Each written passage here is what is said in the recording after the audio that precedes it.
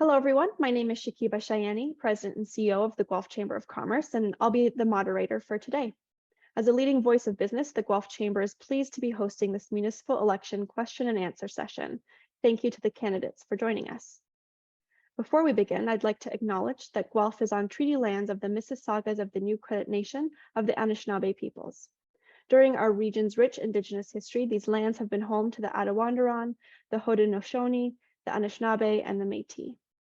We express gratitude for the sharing of these lands, and we also acknowledge the tragic history between Indigenous peoples and settlers.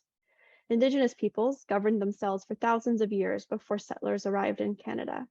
First Nations, for example, had its own ways of making decisions based on its community's needs and values. Many of these distinct ways of governance continue today, and the lessons of community needs-based governance are principles we could greatly benefit from.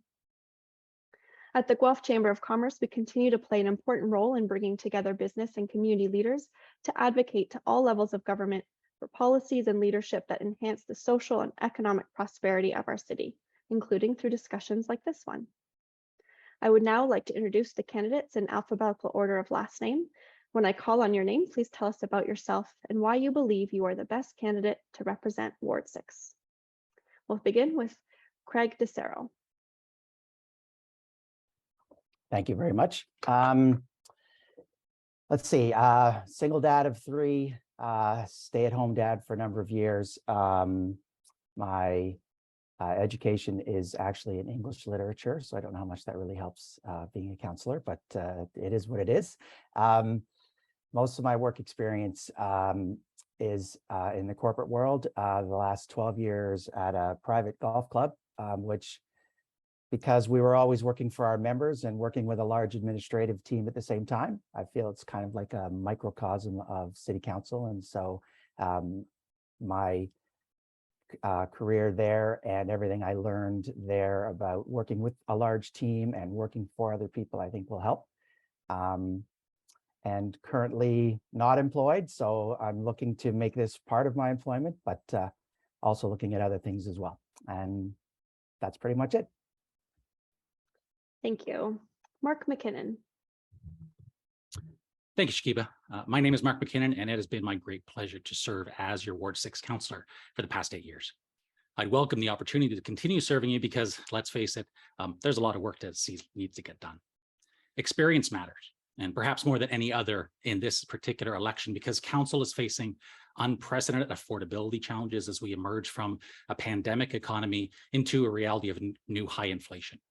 Guelph needs experienced leadership who can begin tackling these pressures on day one immediately after the election, fully informed and ready to get to work. Stability and experience on council is critical because the stakes are so high. So I've lived in Guelph for more than 30 years, the majority right here in Ward 6.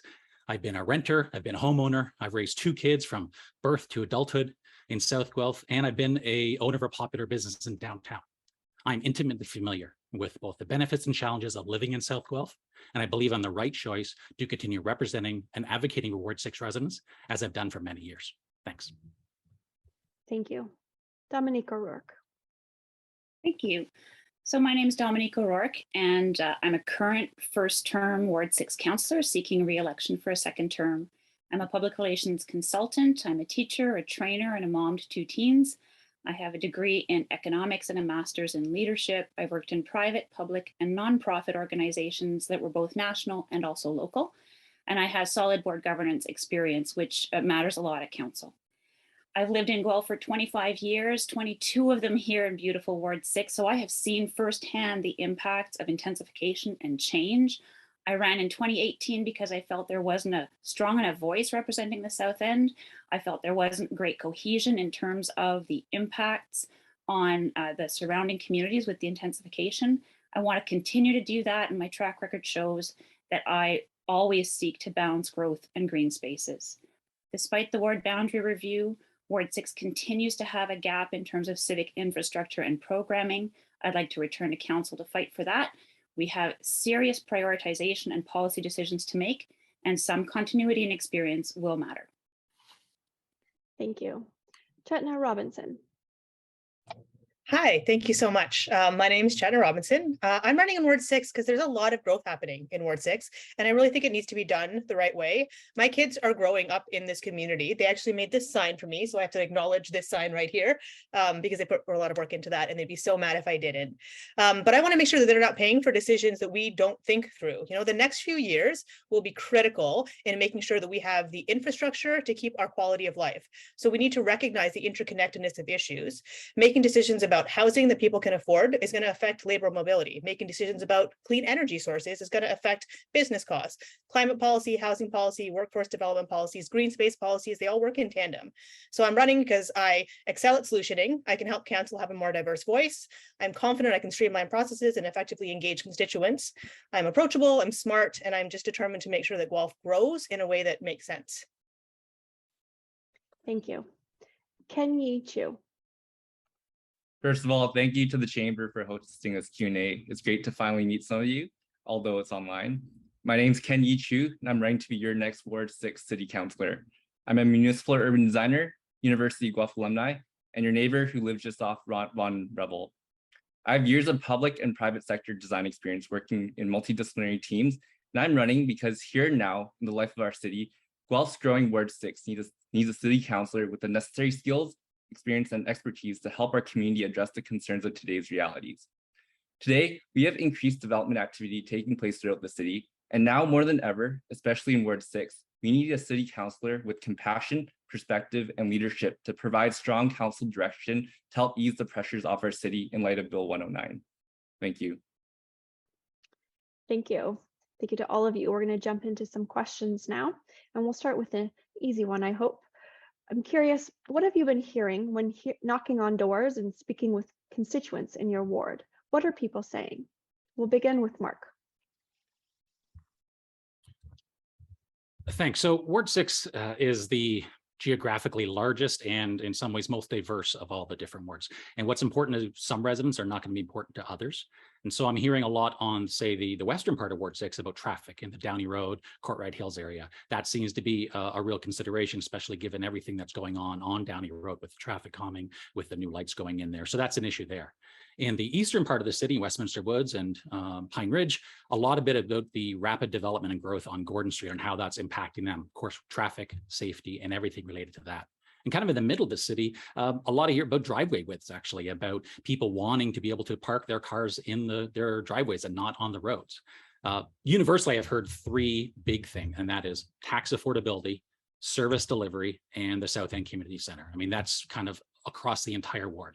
They want to make sure that they're getting value for their taxes. They want to make sure that you're getting good plowing, park maintenance. And then finally, the South End Community Center, something I've been fighting for 2 terms now. We want to get that built, and we want to get it built fast. Thanks. Thanks, Mark. Dominique, what have you been hearing? I've been hearing similar things to Mark, definitely the impacts of intensification, that feeling that the population is growing, but the supports aren't there. We encourage people to walk to school. And I was hearing in the Dallin area that they have to bus to Courtright Hills. So they move to a house that's 7 minutes from a school and they can't go there, right? They come to the South End and we still don't have the rec center that was promised to me when I moved here in 2000. So I've gone to all those meetings, Mark, and when it was going to be 26 million, 42 million, 60 million, we're sitting at 80. I really want to get us past the finish line. My kids will never set foot in there, but I know that a lot of people want their kids to have that facility. I'm also hearing a lot of compassion, though. So there are the immediate impacts locally, like traffic intensification, lots of speeding. But people are quite concerned about downtown. They would like to be able to go downtown and feel safe there. There's a real concern about homelessness and housing affordability. Thank you. Chetna, what have you been hearing from constituents? I feel like every single one of us is going to say rec center, rec center. That's all anyone talks to me about now is where's the rec center? I told there was going to be a rec center. And so that's definitely a big issue, especially because we have to kind of travel far, and it can be quite like for me to drop my kids off at the West End Rec Center and then come all the way back to drop my kids off at a home daycare at Goodwin, people are wasting 40 minutes of their day. I mean, the upside is that we go to businesses along the way, which is good. But the biggest issue for a lot of parents is safer roads. A lot of times the school buses were not factored in when they made these developments and these intensifications. And so a child will get off the school bus and they're expected to kind of walk, but they're not going to walk. They're just going to jaywalk. And a lot of kids are getting almost hit or actually getting hit. And then I've been hearing from a lot of healthcare and education workers that they are really loving living in Ward 6 and they want to feel a little bit more supported in terms of the, infrastructure and stuff that is around them and making sure that they can get to work safely and that they can, feel loved by their community. So those are the main issues. Thank you. Ken, what have you been hearing? Well, I'd say the rec center, but I think you guys have all kind of covered that at this point. But after speaking to hundreds of residents I've either met at the door or at my campaign events, these are the priorities that I feel that are top of mind. So they're rising property taxes and the use of tax levies for capital projects, neighborhood safety, of course, especially down on Downey Road, environmental protection, and of course, intensification along the Gordon Street corridor, which is top of mind in Ward 6. Because these issues are so intertwined, rather than talk about them in isolation and to gain a better understanding, I've developed a 3-pillar approach that will examine the issues in a cohesive manner that are backed by practical ideas and initiatives. And I want to just take this moment to introduce these pillars for some of you.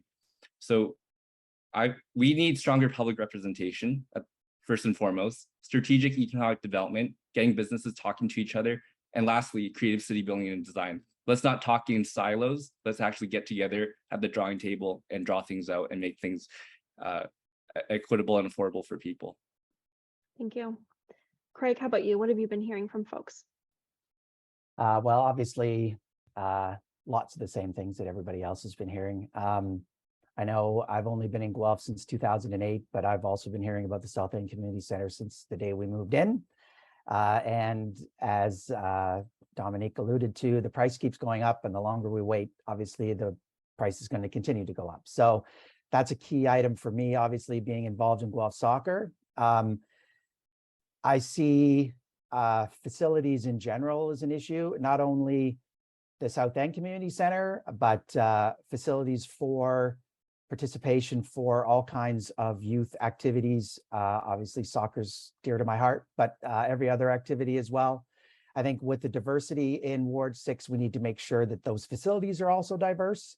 And key items for me are the infrastructure that I see continuing to crumble and helping people get around, especially with Gordon Street intensifying and traffic just being very difficult on that route for our residents.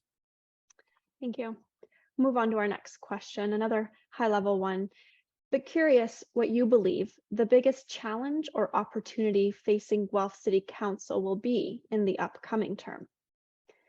Dominique, we'll start with you. The biggest challenge or opportunity facing council? The one time I don't want to be first. Definitely the biggest challenge is inflation and economic context. Inflation in terms of the city's own operating budget. And, we are going to have to do some serious prioritization. We cannot just pass the increases along to property owners. Like, we just can't do that. The opportunity is, I think it's in collaboration. So Ken mentioned it, but we're going to open, or the Rotary Club is going to open the Rotary Trail where there's collaboration. There are opportunities for us to look at the pace, the timing, the scope of projects, and I think we're going to have to do that.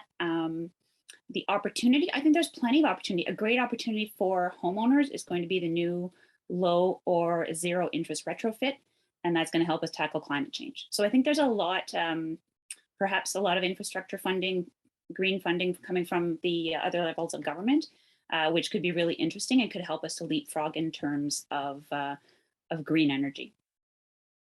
Thank you. Jenna, what are your thoughts on the greatest challenge or opportunity for council next term?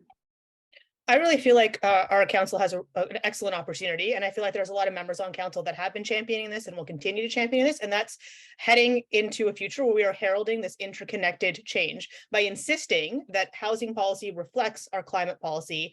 We have the technology to build green, and it's not going to be any more expensive, and so we can make sure that we're thinking about clean energy when we're building a home. We can make sure we're thinking about wastewater and recycling gray water.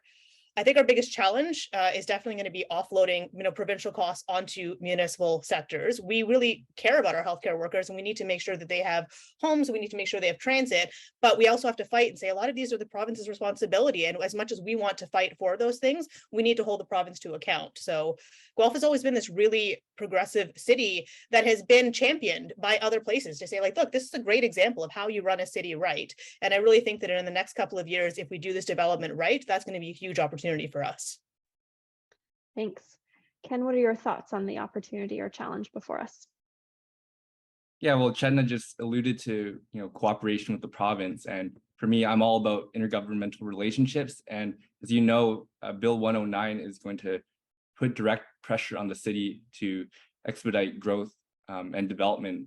So, I think it's important for us to understand that Guelph is growing faster than any other Ontario municipalities, and half of that growth is taking place in Ward 6. So it's going to be very important for us as a city to proactively respond to Bill 109 and ensure that housing supply is affordable and equitable.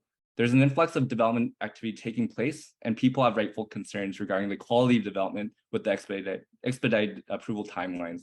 And as a personal comment, I just want to say that growth isn't necessarily a bad problem to have. It just shows how desirable our city is for newcomers. And I want to assure people, with the right feedback being articulated to developers and business stakeholders, we can help facilitate more proactive and thought-provoking community engagement. Thank you. Craig, what are your thoughts on the opportunity or challenge before council? I think the biggest challenge to me, in my perspective, is going to be the tax base and the budgeting for the city. As Dominique mentioned, we can't just keep pushing things off, and we can't just keep downloading those things to the resident taxpayers. I don't know if maybe we need to have a review of the tax structure commercial compared to residents, but I feel that our residents are paying some of the highest taxes in the Quad City area and taking on more than their fair share of the tax load. And I think maybe that can be adjusted. I think that we have a great opportunity, especially in Ward 6, because we are so diverse, to get so many different opinions and so much input from new residents, from people that are coming to Guelph because they do find Guelph a great place to live, and encouraging those people to get involved and give us their ideas so that we're not just relying on ideas from one set of people or from people that have been here before. Thank you. Mark, your thoughts? Yeah, following up on what Dominique had said, it's interesting if two city councilors sitting, it's obvious we're going to have the exact same perspective that undoubtedly inflationary pressures are the single biggest challenge. I mean, during my first 4 years, it was all about getting the asset management program up and running, getting our infrastructure, have sustainable funding and dedicated funding for that. And we kind of solved that at the end of the first 4 years, which was great. But now, as we're entering into the third term, that's when the inflation, we know that's causing a huge trouble. We set up our 10-year capital forecast based on data that is no longer valid because of the challenges of cost, whether it's the South End Community Center, whether it's the downtown library, which has a large tax contribution already for 20 years. We got a levy on that of 0.4% in order to get that built. And that's with the approved funding that we've given it. We don't know what it's going to come back after the RFP. So undoubtedly inflationary pressures. The next term of council is going to have to rethink the entirety of the 10-year capital forecast to make sure that we either defer or rescope or do things that we need to do for that. Thank you. So we'll move on to another question. In this past term of council, the Transportation Master Plan was approved, which outlines updated mode share targets. So for example, the municipality has set transit use to increase by 10% by 2051. I'm curious what you all think it will take to achieve this increased usage and to ensure transit is accessible and affordable. Chetna, we start with you. Being picked first is so overwhelming. I think that we have a really great transit alliance in Guelph that has some really good ideas. And I think that it will take a little bit of patience, but I think that the way that we can kind of reach these mode share targets is by looking at the usage and looking at talking to our constituents. And a lot of my constituents have been able to say that they need reliability, and making sure that, like, if they say the bus is going to be there at 3 and you need to have an appointment at 4, you need to be there, right? And then having the transfers maybe be a little bit longer so they can actually reflect the time that it takes from one point to another. So I think increasing the ridership to make it more sustainable, I think, will really help with that. And I think that I want to say that by 5 years from now, we're all going to have sustainable transit and electric vehicles, but I know that it's not possible to just turn around and have electric vehicles. So I think working with the Transit Alliance and working with other transit systems in Elora and Ferguson, Guelph, in order to, kind of pool our resources, I think will work on making our already great system with great advocates even a bit better. 0. Nice. Thanks. Ken? Well, I'm an urban designer by profession, so I'm a strong advocate for promoting strategic investments for active transportation where it's appropriate. I want our city to receive the highest return on investment for programs like the on-demand bus service and affordable bus pass. In order to better implement the transportation master plan, we need incremental context-sensitive approach for strategic areas like the Gordon Street corridor, where it's still predominantly car-oriented. We also need to understand what's happening on the ground. In fact, the fact of the matter is that Gordon Street is quite narrow and the existing residents are feeling the direct pressure of increased traffic. I want Ward 6 residents to know that I hear your concerns and together we'll make steps to make the implementation of the city's master plan more feasible and equitable. As we continue to grow, it's going to be important that we meet our modal split goals through supporting ridership demands where it's needed most. So it's important for us to understand where that ridership differs from neighborhood to neighborhood, and this is why we must regularly evaluate demands with the most accurate projections and community feedback. Thank you. Mark, what are your thoughts? We ask about how we're going to meet our modal splits, and the previous term of council, we did that with the Guelph Transit Future Ready Action Plan. We've already set in a 10-year plan. We looked at the transportation or the transit business service review that had 12 recommendations. We did consultation over 20 months, extensive consultation, that frequency and convenience were the number 1 and 2 priorities. We are going to be adding about 4.5 million trips by the time 13 years go by. Annually, about 9 million trips a year. And we need higher service on our major corridor. That's been identified. We have to expand our service through on-demand, and we need to use transit priority signals and exclusive lanes. These are all things that are set up in the Transit Future Ready Action Plan. The master plan is going to be somewhat difficult to implement, though. I would have said 3 years ago, a different perspective now. The pandemic made a big difference. People that obviously have no choice and they don't own vehicles and they need to use transit will continue using transit. But the pandemic did shift some mindsets of people that maybe can use a car. And maybe the pandemic did get people a little bit more worried about being on transit. So I think having a great plan with the Future Ready Action Plan is a great way to start with that. Thank you. Craig? That's I'm very glad to hear, Mark, that there's a lot already that's been done, and obviously that makes sense. But I agree that Gordon Street needs a dedicated lane. We need to use the statistics, sorry about that, that we can get through our transit system to make sure that we're providing transit where it's needed, when it's needed. I would challenge our transit infrastructure to think a little outside the bus and maybe see if they can come up with different ideas, whether it's electric, whether it's smaller vehicles certain times a day because the ridership is not there, whether it's some other transit that doesn't just rely on busing. I think it's important as this entire area grows to make sure that we're working with Cambridge and Kitchener and Waterloo and the other townships around us to provide transit. We do have a lot of people who go to those cities either for work or school, and to provide a good transit system between the cities, I think would help us reach our goals as well. Thank you. Dominique, how will we increase usage and ensure accessibility and affordability? So there is an infrastructure component, and then there's a behavior component, right? So on the infrastructure side, Councillor McKinnon is totally right. There's a 10-year plan to move from our hub and spoke to a grid system. That is a $254 million, so $250 million plan for the next 10 years. There are massive investments in electrification and expansion that are coming. Craig, you talked about some on-demand, some electric buses. We are looking at electrification, absolutely. In order to electrify those buses, we need to build a new garage where they can be charged so that the buses don't conk out halfway through their route. So all of these things are in motion. I think we also, from a behavior point of view, well, so I talked about the infrastructure. We'll talk about the routes as well. We absolutely need better service to our industrial areas. They need to start before the shifts start so that people can get there. We need buses that are going to take people home, coordinated with the last GO train. So we absolutely have to be thinking about that. The Kids Under 12 free program is excellent. And then from the behavior piece, that incites you to say, well, let's just get on a bus and go to the Civic Museum with the kids because you're not paying for all of the kids who are under 12. That's more affordable, perhaps, than parking downtown and a lot more convenient. So if everyone, this is my call to everyone in the city, if you substitute one ride per week to active transportation or to transit, that will make a real difference. Challenge yourself. It's not time to do it when you're doing the groceries, maybe, Thank you, or you're going to the Dominique. rec center at 6 a.m.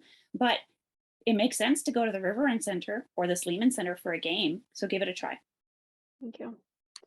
So now we're going to move on to another question and an important issue. And I'm curious what you believe the role of the municipality should be in addressing the challenges of homelessness, mental health, and addictions in our community. So what do you believe the role of the municipality should be with these issues? We'll start with Ken. Well, first of all, homelessness affects everyone and everybody in our society. And it's heartbreaking to see that people who feel like they have no choice but to camp out in places like Preservation Park. And this is just right outside my own backyard. I recently met up with Donnie Hay, a longtime mental health activist in Guelph, and we walked around downtown and discussed with individuals on the street the real struggles of homelessness. Donnie has a remarkable story and incredible lived experiences, and I would highly encourage everyone to search up his story. And I bring Donnie up because as a first step, it's important for our elected officials to model a heart of compassion and empathy for those that are in need of help. In the next term of council, it'll be very important that we collectively unite as a council to take concrete steps to fight the ongoing battle against homelessness. I strongly believe in the power of intergovernmental partnerships, and I really want our city to be more involved with the County of Wellington. I want to lobby for a seat at the table with the Social Services Committee and help our mayor build a stronger and more collaborative relationship with our upper tier government. Thank you. Thank you. Craig, what do you believe the role of the municipality should be? I believe it's, as Ken alluded to, very much relies on compassion and really getting an understanding of what is behind what causing homelessness and what can we provide as far as services go for those people. I think it's very difficult to come up with a one answer fits all kind of scenario. You really have to understand what people are going through and provide the access to the services that they need. And I agree with Ken, working with the county is a great idea.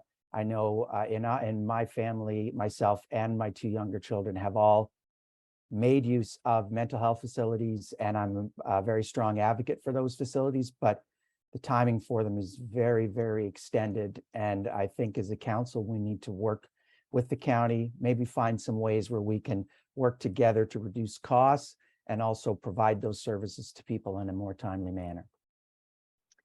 Thank you. Mark, what are your thoughts? So tackling issues that are intimately connected, like homelessness and mental health, involves complex solutions. We need the county, the province, and the feds to step up and take commanding roles because it is their job. The county is the designated social service provider by the province, and they are responsible for housing. The county has all the staff expertise, not Guelph, which is why we've kind of worked with them to take some of the funding for our affordable housing reserve and have them do the reviews on who should be eligible for it, because they have the expertise on that. Mental health and addictions, that is healthcare underneath the province. They are responsible for that. And as council, I mean, I'm proud that we've funded multiple supportive housing builds in the past few years. It's going to be great when they open up. There's some really great movements we've made on there. But it's really multi-governmental responsibilities, and the city's role is minimal compared to what the province and the county are responsible for. We need to get publicly accessible bathrooms downtown that are open 24/7. We need to get water fountains down there. These are issues that I've been advocating for years. That will really help with some of the homelessness in the downtown core and make it their life a little bit easier on the streets. Thank you. Dominique? Thanks. So when we're talking about homelessness, Mark's entirely right. That is the responsibility of Wellington County. It doesn't mean the city has no role, but the city every year transfers upwards of $23 million to the county for the administration of rent geared to income, shelters, etc. So, and similarly, we provide ambulance service for the county, right? So the province decides that. So in addition to the 23 million that's already sent to the county, which, there's inflation and it does not go as far as it used to for sure. The city did approve 3 supportive housing projects. We have an affordable housing reserve. So we are looking where it's our role to support that. We've just pegged $500,000 in matching grants for the Home for Good campaign. So if you want to make a donation to help homelessness, contact the United Way or the Guelph Community Foundation. This is an all of society issue, right? This is about the mental health and addictions piece is health. And that has to be addressed by the province. But there's also a role in schools, employers, community, all those wonderful organizations that provide the supports. And then in terms of Dominique, sorry, yeah. that's time. I know it's hard to answer these questions in such a Can short I just say the amount of last time. sentence Sure. though? I think the real sleeper issue is the thousands of people who are not yet homeless, but who are precariously housed. And we're not talking about that at all. Thank you. Shanna, what do you believe the municipality's role should be in addressing homelessness, mental health, and addictions? I think that we can do a lot to look at the root causes that reinforce these issues. So for example, projects that address domestic violence, Compass Community Services has really great programs for women who are, or people who are survivors of domestic violence, who have domestic violent partners. And those are a lot of the times the people that will have precarious housing or end up in situations where they are experiencing homelessness. And we can develop those kind of things in Ward 6 as well and make it so that it's not all the way across the city. We can remove barriers to housing, we can create jobs, and we can also increase communication with Wellington County, because they're who provides the shelter spaces and the services. So if we have a better line of communication with the county, then we can help our residents as well. We are doing a lot though. We have a task force that is doing a lot of good. And I think a big thing is that, we've added 72 units in Guelph, and we have an addiction and support worker in the Ontario Court of Justice. We need to make sure the Welcoming Streets program doesn't fall to the wayside. So if we focus on the diversifying the economy and making sure that we have jobs, making sure that we remove barriers to housing and creating municipal programs, I think we can help that problem by getting the roots taken care of. Thank you. Now, you all touched on this final question I'm going to ask you about growth. So as you know, Guelph is mandated to grow by about 60,000 people in the next 30 years. And there are 2 ways to grow, up with density and out with land annexation. There's a lot to bear in mind here. We're curious, how do you believe the city should meet these growth targets? We'll begin with Craig. Thank you. As everyone else said, it's always a little more nerve-wracking to be picked first. I think, in my opinion, so far, I think we're managing our growth pretty well. I don't think it's going too quickly, and I don't think it's lagging. I'm not a huge fan of the big high-rise units that are right there at Gordon and Clare now.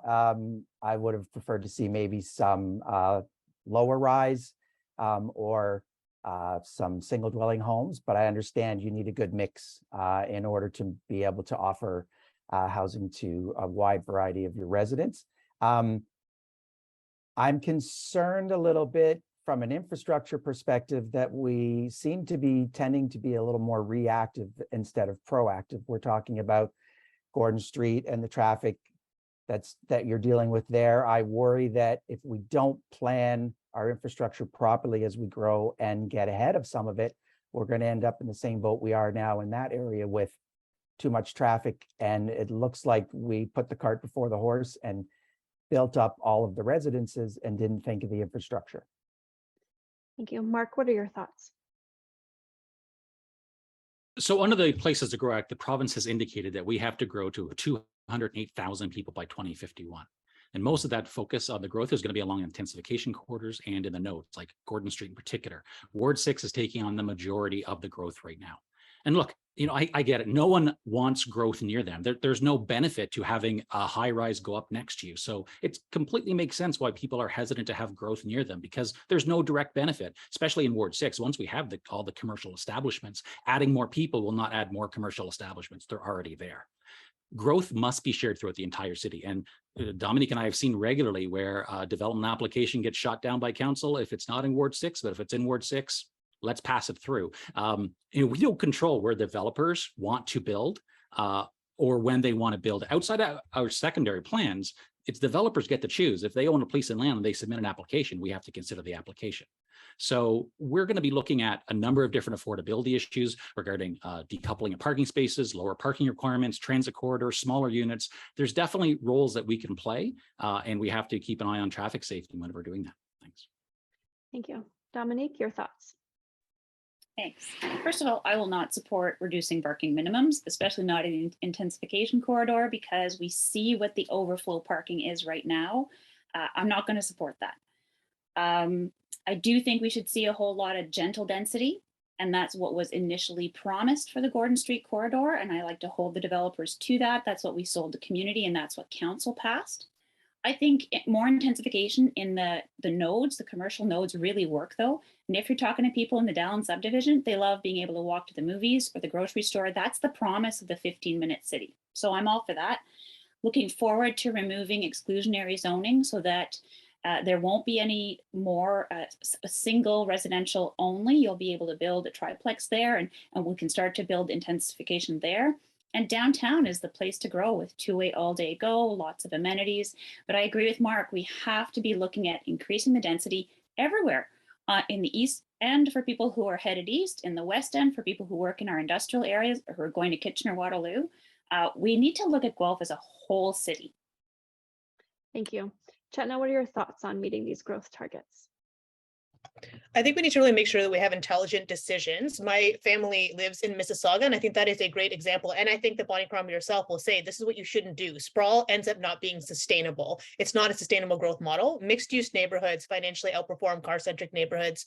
So focusing on higher density developments and infill, I think we need to focus on the intensification like single family dwellings, apartments, and townhouses with smaller lots and green space. I think a big factor is doing the homework as a council member and making sure, like, if I get elected, I'm going to make sure that I dig into the developer files. I'm going to talk to the constituents and say, this is what they're planning. How's that going to affect you? And then we'll catch things like, oh, we need a traffic light here. Oh, we're going to have overflow parking issues. I also think that in order to grow, we need to support and incentivize innovative businesses. And so create like a fertile environment for all of the entrepreneurial spirit that is Guelph. We have so many amazing, like quirky little shops, and we need to make sure that people who have these ideas have a streamlined process to be able to get that out there. So as we grow, our economy is also catching up with it. Thank you. Ken, what are your thoughts on these targets? Well, I just want to second what Dominique said as well. Like, I'm not in support of reducing parking minimums, especially along the Gordon Street corridor. And as much as it pains me to say it as an urban designer, we still live in a car-oriented society, and people still need to get to work. And the primary vehicle for that is the car. So there's that to keep in mind. And I also just want to take this opportunity to talk about the Clare Maltby secondary plan that has just gone council approval. It's going to happen. Growth is going to take place. And growth has been slated for over the last 20 years, especially in the south end. And in the Clare Maltby, this will be the last major greenfield development to take place in the city. So this means we need to really take proactive measures to ensure that the city receives mutually beneficial return on investment for developments through mechanisms like the community benefits charge, which just recently passed. We also need to ensure that there's strong environmental protection for natural heritage features like the Periscalt Moraine, especially in light of our limited groundwater. So as a design professional, I understand the stresses and concerns residents have with growth, and I just want to help stakeholders and end users find common ground. Thank you. It's now time for you to provide closing remarks. We will hear remarks in reverse order from your openings, and you have 30 seconds to provide them. Ken, we start with you. Thank you. It's a privilege and honor to be able to run for council. Today, Ward 6 needs a leader to help facilitate the conversations and decision-making process that takes place at the council chambers. Having lived and worked in both Canada and the United States, my work is centered around building strong and vibrant communities. As a design professional, I've witnessed schools, commercial centers, and community facilities break ground. I've done cost estimates for capital projects, and I know what it takes to take a project off the ground.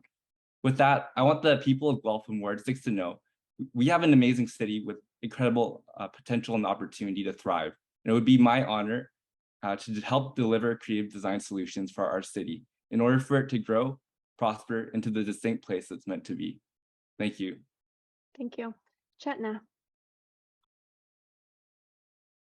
Thank you so much. I really appreciate the opportunity to chat and to get to know all the Ward 6 residents. I really love Guelph, and I want Guelph to remain everything that we love about it while being able to grow. And so I really want to advocate that all of the people that are in our ward deserve to be heard. I know a lot of them are new residents and new Guelphites, but they all feel like Guelphites and they all, visit the rest of Guelph, and so I want them to know that they're very important to the city, and I'm here to advocate for all of their traffic needs and safe streets and healthy living.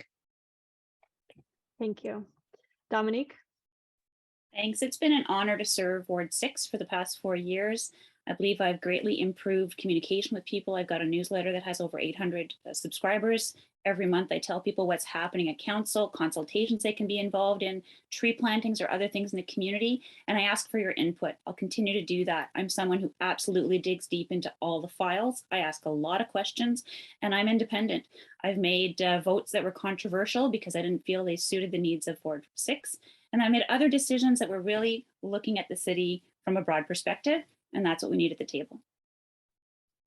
Thank you. Mark. Thanks, Shakibah. This October election is about the best path forward as the city is faced with inflationary and affordability pressures, massive intensification, and improved service delivery. And that's why experience matters. Ward 6 residents expect and deserve council leadership that is fully informed and ready to govern on day one. You want results and you want stability. You want a councillor to continue governing the city with an eye on affordability, sustainability, and engagement, balancing service improvements with value for tax dollars. My name is Mark McKinnon, and I'm here to apply for the job for the next 4 years. Thanks. Thank you. Craig. Thank you. Thank you, as Ken mentioned, to the Chamber of Commerce for allowing us to do this. I really appreciated the opportunity to meet online all of my co-candidates. Looking around the screen here, I feel that Ward 6 is in great hands. I think there's a lot of excellent ideas here at the table, a lot of great people willing to do a lot of great things for what we consider a really great city.